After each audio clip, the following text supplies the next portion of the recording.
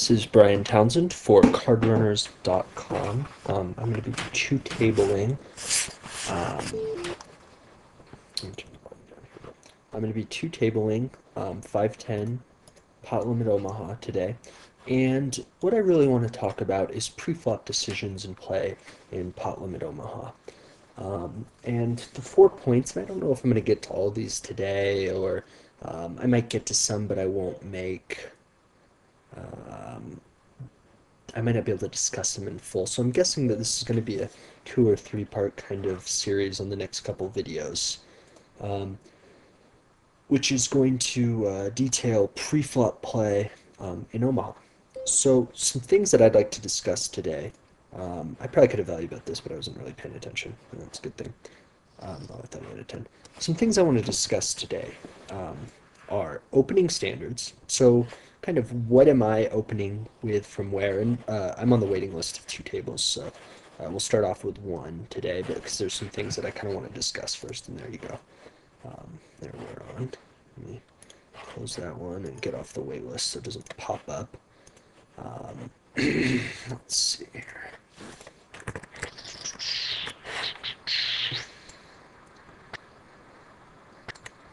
Okay. So the 4 real topics I wanted to discuss, and again, I don't think I'm going to be able to cover all these, at least as completely as I'd like, because I may not get examples, or, it'll take a few videos, but I think over the next 2 or 3 videos, it can really help with pre-flop play in Omaha. So one is opening standards. What am I raising with, from what position, why, all those good things. Number 2 is, what are my cold calling standards in and out of position? I want to know on both ends what my cold calling standards are. This is going to be dicey here. I'm definitely calling him. Yeah, I'm going to see what Newt does. I'm definitely calling with top 2 here. He could be bluffing with the naked ace. I've got outs, and I'm in trouble. So maybe this isn't a good hand to start with. So let me turn off the chat here. This guy looks like he wants to talk to me, this Newt Thuggins guy. So what are my cold calling standards in and out of position, and also blind defense? Now, in big bet games, blind defense isn't nearly as important in small bet poker games, and that's, obviously a discussion for another day or another avenue, but you really don't need to be defending your blind a whole bunch. But you can play more hands from the blinds than you can from other positions, especially because you'll be closing the action and things like that. So to start with, um, I guess I'll start with when I first started playing Pot in Omaha. I was kind of like just feeling it out, and every hand looked great to me. I was from No Limit Hold'em, and um, I would look at these hands and be like, oh, this is great. I can make all these straights, all these flushes. I'd look at like a Queen 9, uh, Queen 10, 9, 7 hand and think, wow, this is a great hand with like 9 high flush draw. And it's like, well, no, that's not a great hand in Omaha. You really do want all 4 cards working very closely together. Um, so when I'm cold calling out of position, I want a monster hand. I mean, I want all 4 of my cards working well together. I don't want, and here I'm just isolating a limper who I assume is pretty weak. He has less than a full buy-in, things like that. Here, this is a nice set of aces I'm going to be repotting, especially with a half buy-in.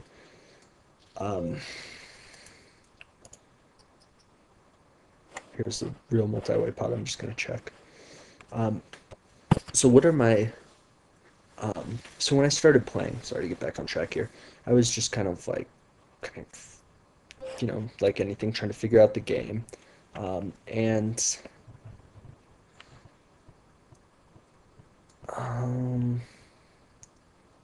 yeah, this is a tough one. I mean, if he shoves, I mean, I have to shove here. I'm not too excited about that flop, but I have backdoor clubs, worst case, and I'm behind, and club. There we go. Um, so, um, when I first started, I was just, I would see all these marginal hands, and I would be playing them all over the place. I'd think, oh, I can just call with this and flop something good, and it'll all work out. Well, it's kind of like the same mentality of no limit hold'em as pot limit omaha. The same idea applies that you don't want to be playing junky hands out of position. You don't want to cold call with 9-10 offsuit out of the small blind. In the same way, you don't want to play 5-5 king 6 out of the small blind to a raise. It took me a really long time to learn that. I mean, so long, and I just really hope that you guys listening to this can really pick that up. I mean, if nothing else from this video, you get that when you are out of position in pot limit Omaha, you need to play tight. Then I think I would have made you a better player. Um, so I hope that you'll at least take that away and notice when I'm playing how tight I am out of position. Um, when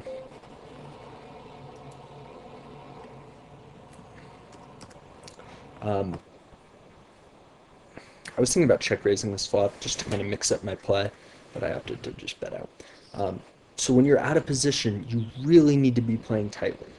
I really want to stress that to you guys. I think that's like the most important thing in pot limit because so many hands look so good. Like, look at this hand. Do you know how tempting it is to play this hand? Let me tell you, I 100% guarantee there's no player in the world who can play this out of position to a reasonable players, and we don't know this Newt Thuggins. I actually am familiar with his post from 2+2, I think. Seems like a pretty cool guy, actually, from the posts I've read. But no player in the world, I don't care who you are, can play this hand out of position to a raise from a decent playing player. You're just going to make second best hands too much. You're not going to flop a great hand. And, of course, maybe you could get away with playing it to a truly horrible player, but not good ones. Good ones they're just too smart, and you just won't be able to get away with playing that.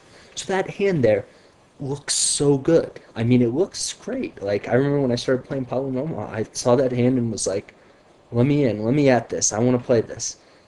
Trust me, I learned the hard way. I lost a lot of money.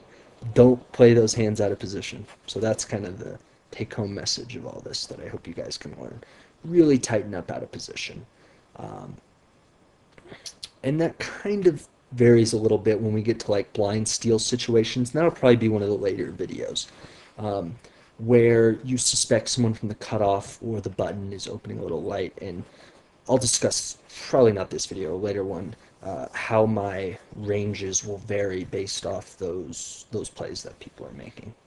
Um, so here I'm not going to complete deuce 8, king 6 with 8 high clubs and 3 of them. That's just complete junk hand. Um, don't don't play it. It's not even worth completing. Things that I would complete with now. So we had a limper from the cutoff, a limper from the button, and the big blind check. Now it's hard, in Hold'em I can kind of give some ranges, and it's a little bit harder in Omaha, but I'll just kind of talk about things that I would play. I would play any 3 connected cards I'd be completing with. And I'm probably not going to be complete with my small blind completing of what I would. It's kind of a feel thing too. Um, but if I have a queen, jack, 10, deuce, rainbow, I'll be completing that. I'd be completing, you know, 5-5, king 6 with king high clubs. Probably even 5-5, king 6 rainbow, I'd be completing. A lot of hands like that. I probably might pass. If I was playing well, I think king, I think kind of like the borderline thing is 5-5, king 6 rainbow, I would fold. If I was playing well, I'd probably call if I was playing bad or tilted. And then 5-5, king 6 with like king high of a suit. I think that's a play. So that's kind of like the tweener that I would consider it in Omaha. That's kind of where I would draw the line there. To give you guys some ideas of hands that you could play. And I know that doesn't help that much because there's so many different hands that you can cover. But that's kind of the range that I would look. Here, this is just best hand of, well, arguably the best hand of the game.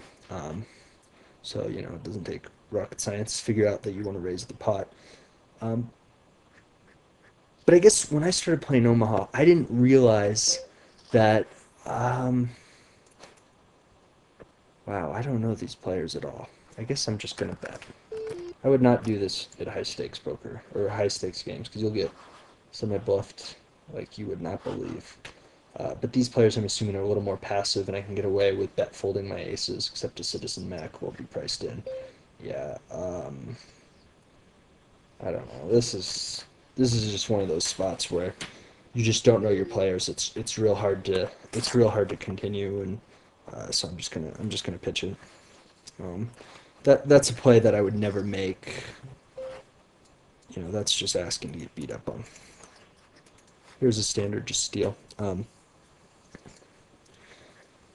So some pre-flop decisions are pretty easy, but some are a little bit tougher. Sorry, getting back track here. Here, I'll open tons of hands in position from the cutoff and the button. Because I have position, I can, make it very tough on my opponents to play, things like that. Here, standing continuation bet's going to pick up the pot a lot of the time. If I get called, I think I'm going to check this behind.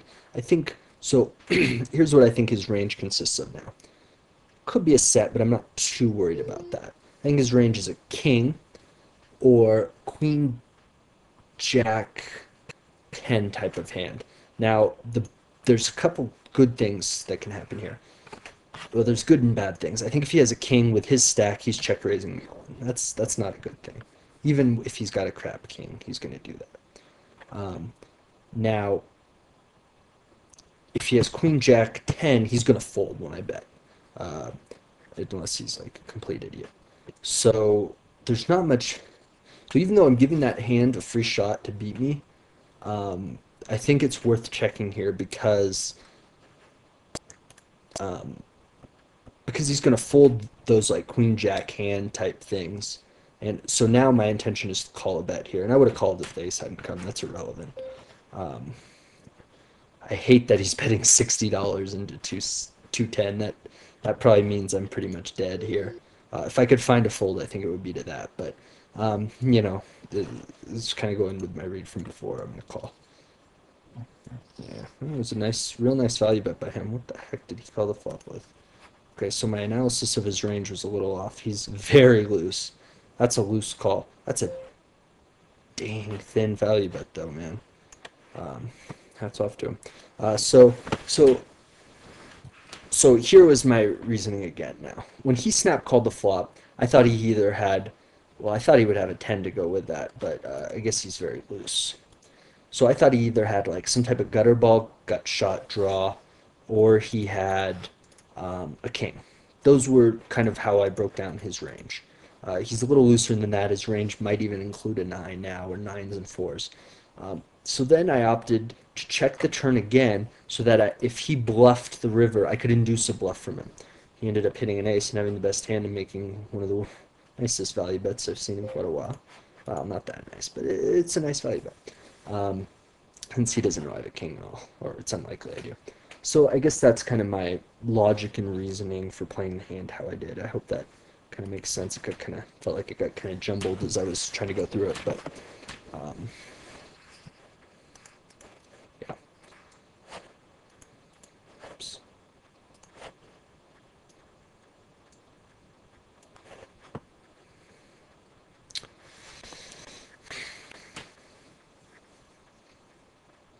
Okay, so it appears that Newt Duggins is really attacking these limpers really aggressively, which is good and bad. And I don't know what somebody would limp from the small blind and then call a raise with. Okay, so here is like opening standards 101. Don't play this under the gun. It looks so good. I mean, it looks like you got stuff going on, but trust me, this is not a profitable hand to play under the gun. Hold it every time. I know it appears to be, and you think like, oh, well, it's all about the flop in Omaha. Well, that's BS. Don't let anybody ever tell you it's all about the flop in Omaha. You push your equity on all streets. Poker, in a sense, is very similar. Um, how do I phrase it? Poker is the same all throughout. There's very similar characteristics. I mean, each game is obviously very different and can take years and years. You could be the best player at one game and it take you years and years to be a top player at the other. But the underlying principles are generally the same. You're pushing your equity on every street. Um, and people who say that pre-flop doesn't matter in Omaha they just don't know what they're talking about, quite frankly. Preflop is just as important as any other street in Omaha. Um, and initially it appears like it's not, but in all actuality it is. And you really want to push your equity on all streets. You want to push your equity pre-flop, and you want to push your equity post-flop.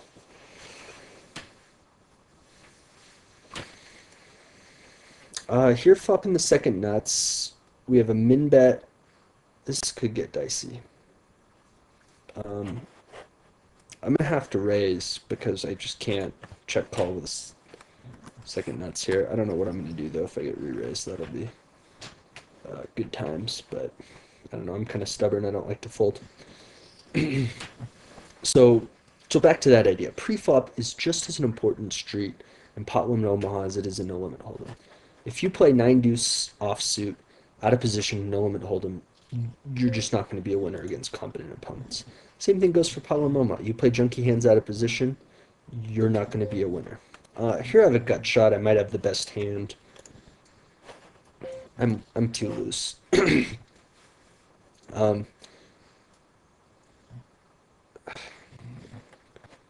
I don't think I'm gonna get a check raise now after I just sat here like an idiot. I should have checked a little quicker. And now I'm gonna value bet this guy. Sorry, I don't know why I point. I think this guy has a flush draw. If only one person had called, I would have checked the river and check raised him. But since everybody and their mother called, I'm just gonna go to Value Town. I don't think I'm gonna get called, but yeah, I mean, what can you do? Still a nice spot. Though I had to probably fade the board pairing or a diamond, so not too many good river cards. My equity is probably about 33% on the turn. But regardless, so so back to preflop. Um, just don't let anyone tell you that preflop doesn't matter in Omaha, because it really does. And this is another hand. This ace nine eight five. If Newt Thuggins had raised pot, this would not be a hand to raise. You could not profitably play that hand out of position. There's just too many flops like this one that you're going to miss entirely on. You know, and you're just going to have no pair, no draw, and you just can't outplay people every hand. Um, you know, it's just you just can't get away with it. Players are too good at any reasonable stakes to try to outplay them. You need to play good, solid poker, and I know I've said that before, and that kind of starts with preflop. Here's a hand that's pretty junky. I would not defend my small blind. I will not defend versus him, but if it had been folded to me, I would have opened from the big blind. I would have opened versus Newt Thuggins in the big blind. More is just kind of a semi-steal, not really based on the strength of my hands.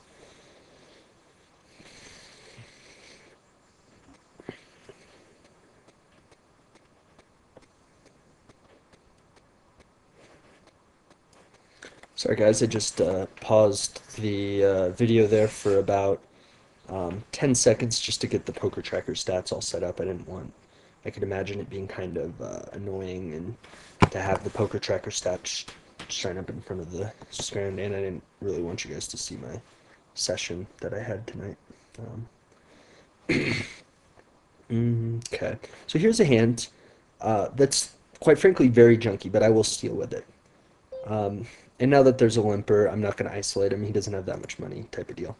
But I would open with it, and if I got re-raised, I would fold. And that's another thing that I do want to talk about, which probably isn't as huge of an issue at these stakes, but it's re-raising ranges and calling of re-raising ranges. And again, a little more advanced point. Today, I really just want to hit home what I'm opening with, from what positions, and don't cold call with bad hands out of position. And in position, you really shouldn't be either. And hopefully we'll get some good examples of hands that you should be throwing away that you might be calling with, because I know there were a lot that I was calling with that I now fold and I realize was a leak. Um, a hand like this, don't I've seen people all the time play hands like these out of position because it looks kind of good. I mean, you got a flush draw. I know so many people that will defend with this hand here, and you're just it's just not going to be profitable. Fold that all day long.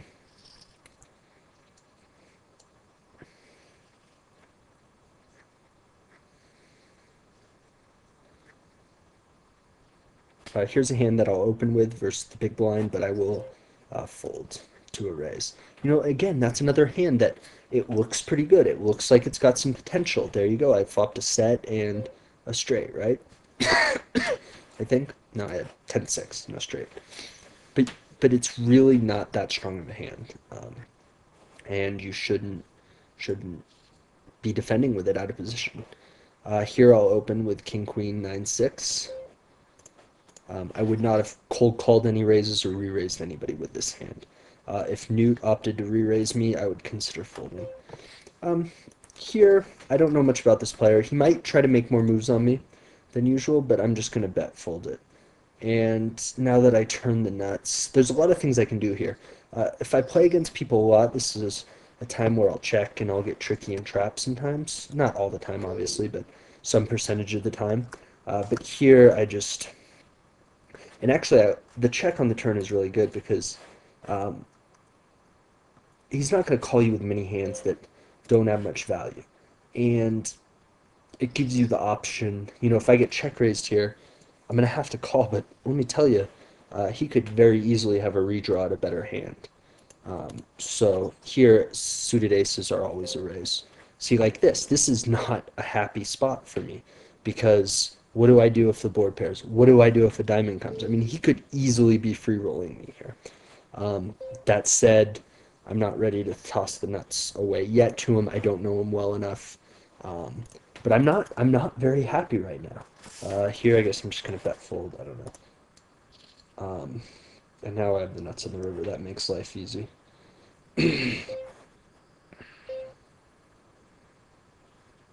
Um, I'm not gonna raise just because I kind of want to see what he has.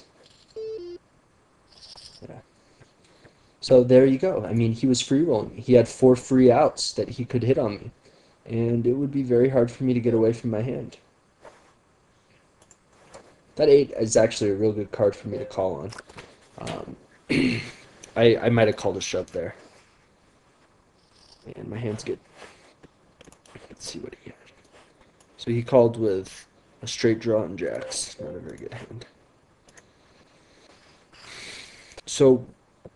So again, the reason why a check on that turn is good is because, one, you trick your opponents and you can get a bluff out of them later if you're up against aggressive opponents. I'm not saying you should always check there. And two, if they do have a queen with a better redraw, you're going to be in a lot of trouble. You could be getting free rolled. And that is not, that happens quite often in Omaha. So got to protect yourself. So those are kind of the reasons there to be checking.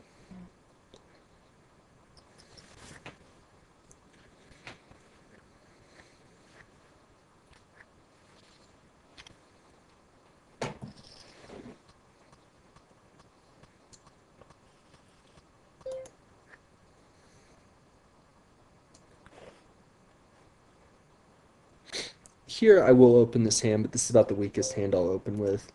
And this is, if this 8 was a 7, I would have folded this if I was playing well. Sometimes I tell it, so don't do as I say, not as I do. Um, but this is a pretty marginal, this is about as thin as it gets here. Um, so I would suspect that this guy, I think he's a regular on 2+2. He's probably a pretty good player. He's multi-tabling, got big stacks. Um, I'm not thrilled about calling this re-raise, and if my hand was a little bit junkier, I would fold it. But with these stacks, I'm going to call.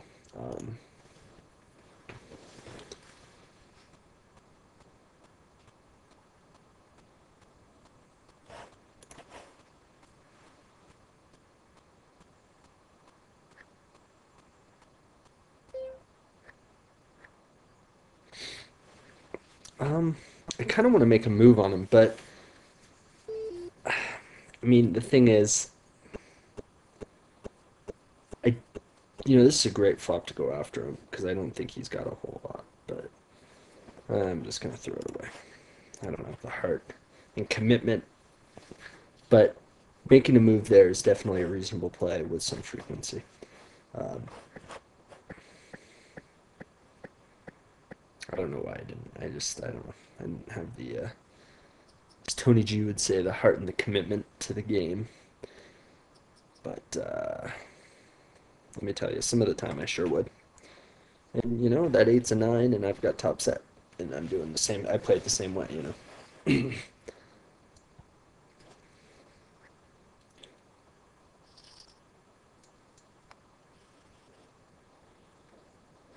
Here again, I will not be playing this. I might play it for a min raise, but that's about it.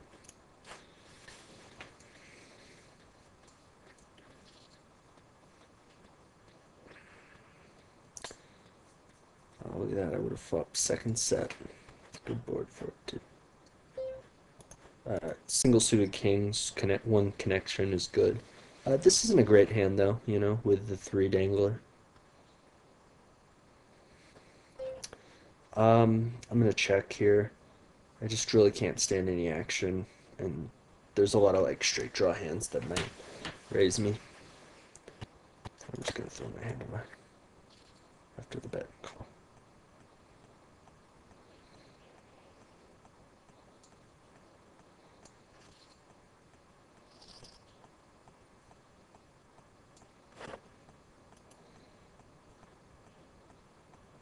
That was a pretty thin call there on the river by I think I would have found a that was a strange hand. Um, here is me not paying attention. Do not play 7-7 ace king with three hearts out of position with half stacks. That's not going to be profitable. I was looking at this and not thinking. Here, turning the nut flush, draw. I'll lead out. Seven's also probably good. And eight. That's unfortunate. Hit a heart.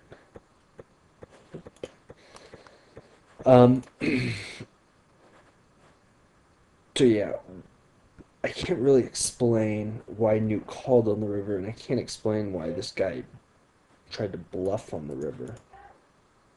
Here I'm just isolating. This guy's been limping all over the place. I'm just coming after him. Uh, that's just a very strange hand, to say the least. I'm just going to bet folds. I'm not real worried about Citizen Mac. I'm just worried about Newt Thuggins coming after me. I guess I should be worried about Citizen Mac. Here again, don't play this hand.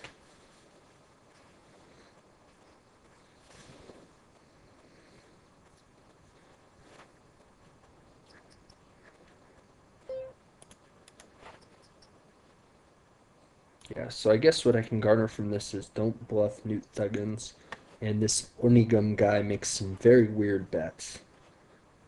It's not a bad bet. I mean, it's the thing. I don't know. It's a strange hand. I'm not going to try to understand the logic of him. Here, if there had been a raise under the gun, this is an obvious fold. So let me talk a little bit about what type of hand that had the 9-10 in it that I would play here, that I would overcall. Oops, didn't mean to fold. I was going to sit there and talk. I would play something like 9-10-8-6, but not 9-10, and probably an 8-5, but you probably should fold that. 8-5 if I had a suit. And then I would play 9-10-8-6 all the time, and any four card straight I'm always playing. Yeah. So those are kind of the types of hands that I would play off those two structures there. Here, without any suits, this is not a strong hand. It needs to be thrown away.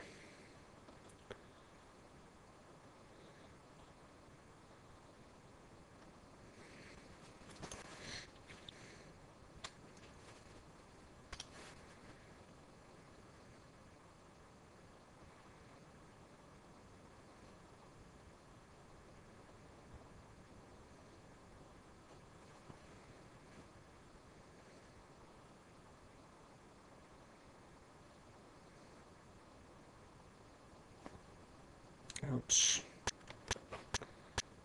Those are the breaks. That's always a fun one.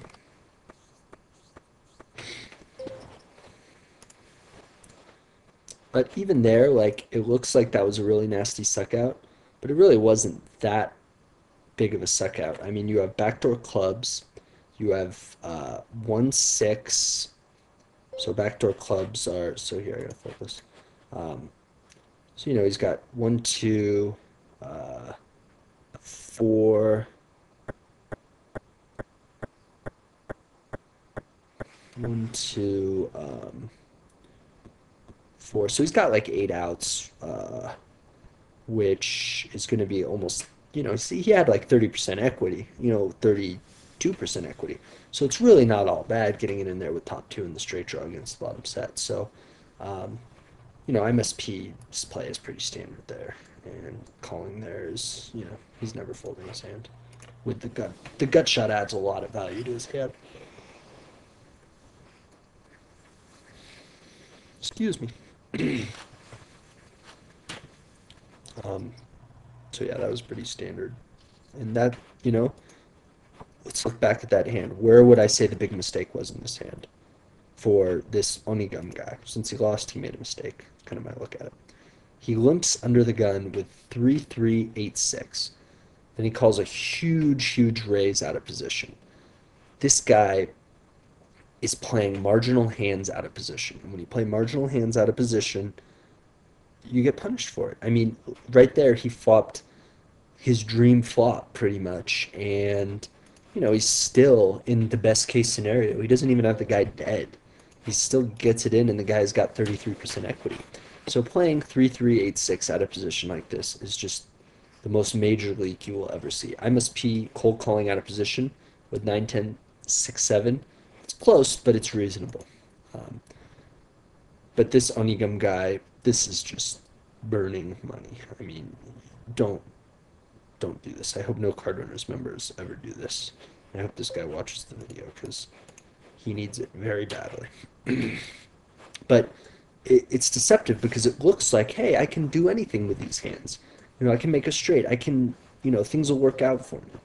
Well, they don't. um,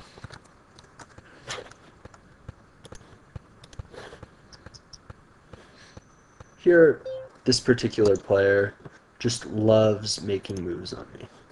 Um, some players do. I don't know why. It's just like they get their kicks out of it. Um, I don't really think he has very much here. That said, he's not even going to fold ace king to me. And, you know, um, so I got a fold here. A lot of players, I might make a move, might check raise them, get fancy stuff like that. But against him, he's just gonna call me super light. Um, I was gonna check raise here as a bluff, but now that it's seven paired, it looks too much like a bluff. Um, yeah, so I guess that's unfortunate that him being there affected my play. Because I would play that differently against him, to be honest, because I didn't really think he'd have that much all that often. Um, but this particular player he just likes to like think he's better than me, I guess, or something. I don't know. I don't really know how to describe it. Here's an aggressive play. Um, Maybe this is tilt. I don't know. This probably isn't plus EV, to be perfectly fair. If my queen was suited, then it might be.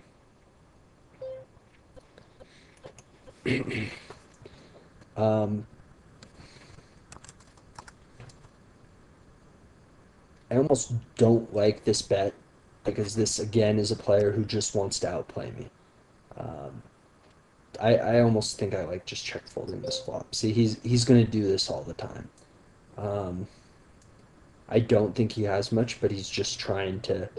I know what he's doing, but here with queen high, it's not worth continuing. If I had aces, I wouldn't fold to this player. Um, yeah, that's pretty much my analysis. So. Some players are just like that. They just always like to try to outplay you. I don't really know why, but I see it all the time, especially against this Sbrugby name. I get more action from people, and it's great. I don't mind it at all. Um, you know, Getting this thing. I should have check folded that flop though. Now that I think about it, because I knew I was going to get played at a lot. And then you ask, well, why not just shove your 9, 10 jack queen there? Well, you know, some of the time he will have a seven, and more than that, some of the time he's gonna have a straight draw and call, and then I'm in real trouble because my hand is so far behind his straight draw. But with aces, I'm ahead of his straight draw, or flipping with his straight draw, and he's bluffing there a ton.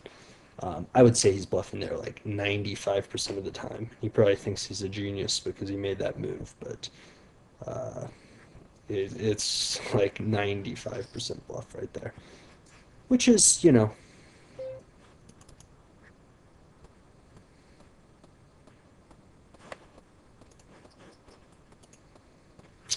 so my play there though with the re-raising pre-flop, I would not recommend doing very often, especially against that particular player who again likes to make moves. Re-raising pre-flop can be really, really effective against players who you have a lot of control over and things like that.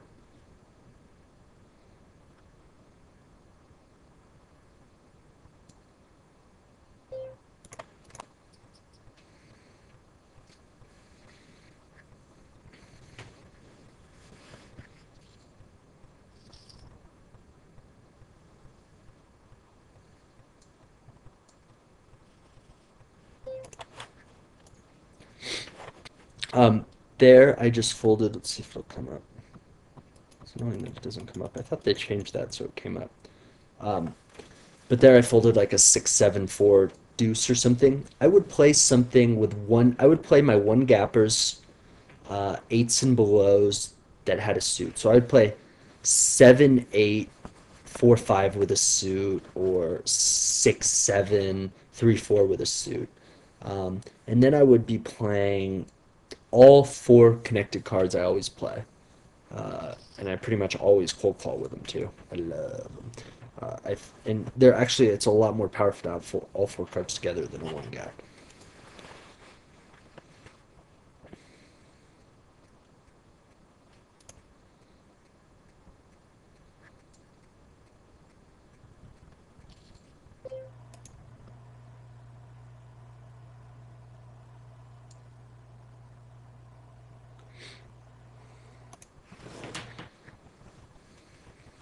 Sometimes there I would make a play, but you really got to play your players. And when people try to outplay you, I find it's best to really hunker down and show them a hand. Um, and people are going to constantly be trying to outplay you. It's just how people are. And by outplay, I mean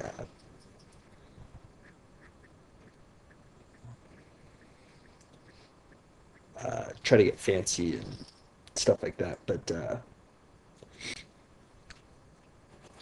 so when you come across them, I find it's best to just wait for a hand, and you'll get paid off. People don't like folding.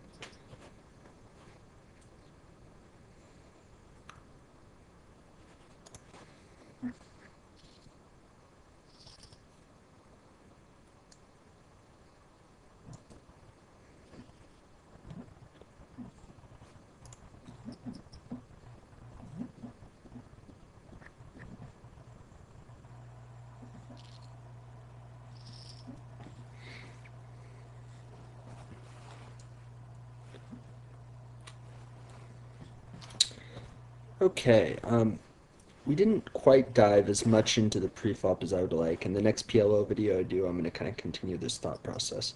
But what I want to show you guys today is a program which I've been using um, to improve my Potlam Omaha game. So let me pop this up.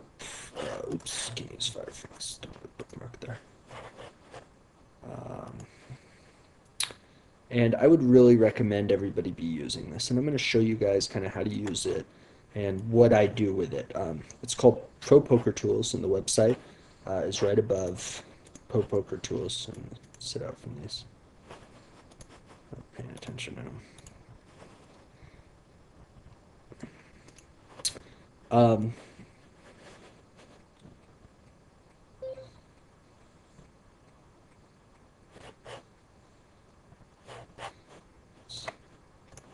I don't know, I'm not paying attention anymore to these games. And so what this is great for is it's basically a poker stove for Omaha. Um, and that's always a nice river.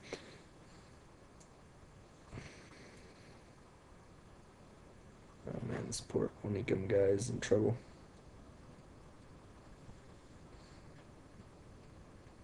But I'm gonna just jam my money in here and then I'll set up. Okay. And basically how it works is you can determine your equity versus somebody's range by inputting things into this. And again, the website is www.propokertools.com. Oh man, I remember that turnip seed guy from when I was coming up at 5'10". He's been there forever. So let me show you how this would work. So first, let's review a session. And wasn't the greatest of sessions, minus $400, but that'll happen.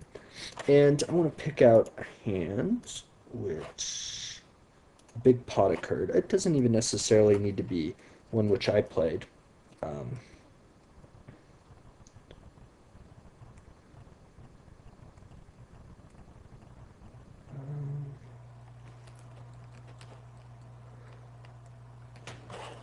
That's not a good hand. So I want one that's heads up that I can really show you guys.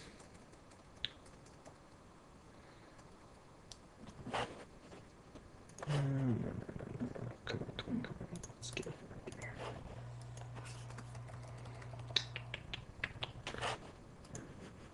Let's look at that table here.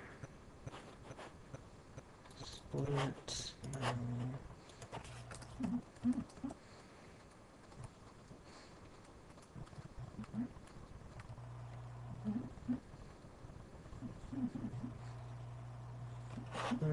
Sorry. I'm trying to find a good one to illustrate how I would. Okay, this will be a good analysis. So we are I must P in this hand. I think this hand will turn out really well for this. And we lead out into 4 people, and we get raised. And we want to know how our hand fares against Onigum, who we know is extremely tight. So we're going to use this Pro Poker Tools to try to determine if we should call this raise or not. So the board, like Poker Stove, is right here. And the hands that you have, because we are I must P, is there. And we want to determine how we fare against Onigum's range. So his range, let's say, is obviously pocket threes. So 3-3-XX. We're say he's loose and he'll limp call with everything. If you put commas between stuff, I might mess this up and have to redo it. Oh, it's not X's, it's stars. And so what this signifies is I have pocket threes and all other 2 side cards. That's his range. We also have pocket sixes and pocket nines he would play this way. As well as some of those big wrap hands. So let's say he would play 7. How do you do blank? I think I just do 7, 8, 9, 10. I can't do all the things I would like to. Let's say he wouldn't even play top 2 like that. Or let's say he would only play like 6, 7, 8, 9, and 4, 5, 7, 8. So he's basically got either a set, top pair, and a wrap, or a bigger wrap. Let's see what we should do with our pair. Unexpected input. What did I do wrong here? Oops. Unexpected input. What the heck did I do wrong here? Oh, these aren't supposed to have spaces. Unexpected input.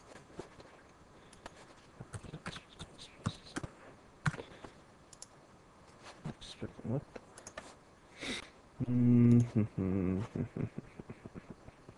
How do you put hyphens? Oh, jeez. Why am I struggling with this? This is usually easy for me. Let's get rid of these. That's where the mistake was. There we go. Forgot a forgot a little asterisk thingy. Okay, so we want to know what our range is then, or I'm sorry, we want to know what our equity is versus that range. Um, Before we get this, I would estimate versus that range we have about 33% equity. Oh, look at that, I'm so smart. I actually said 33% equity before I saw this. I'd like you guys to know. Um, so yeah, I would say we have about 33% equity. So his call of this shove is just incredibly standard. I mean, he's got against the tightest of ranges, he still has 33% equity. I mean, this is a really tight range. I mean, the hands here are all just really, really strong hands and really have this hand in a lot of trouble. And we still have 33% equity. So this is an easy call. We only have to call, or IMSP only had to call another 300 more, and the pot was what's the pot? To 400, like $900. So easy, easy call. Um, so, so this is how I would use this simulator to determine my equity and how I should proceed in a hand. Now we talked a lot about pre-flop today, so let's look at some pre-flop decisions and try to determine the best course of action. So let's say that we want to determine what to do with a pre-flop decision. Well, we could do that as well. Let's say that we know that we're getting re-raised by all aces. You know, some guy who's just going to re-raise us. Well, actually, let's say that we're only getting raised by, yeah, all aces is good, and all kings. And we want to know, say, our pre-flop equity with our ace, king, queen, jack type hand. And we want to know, like, some situation, should we call that re-raise? We can use this program to try to determine that. And sadly, this software is a little slow and things like that, and it's not nearly as nice as Poker Stove. I hope Andrew Brock makes a new Poker Stove, but I don't know if that's really going to happen. But here, you know, we see our equity. We have 35% equity against aces and kings with a ace, king, queen, jack type hand. So those are some of the things that you can do with this. And this is a really great tool. It's really great for improving your Omaha game, and I'd really recommend everybody using it. When you get a big pot, you know, it's really, really good to take I must P's situation. It's such good learning process to take his position, say, okay, what type of range is my opponent going to have, and try to determine what the best course of action is. Should you call or should you fold? And that's a really good way to really improve your game. Anyways, I hope you guys enjoyed this video, and I will continue along this thought process in my next PLO video, which is unfortunately probably going to be a couple weeks away because of the scheduling. Um, but again, I hope you guys enjoyed, and this was Brian Townsend for CardRunners.com.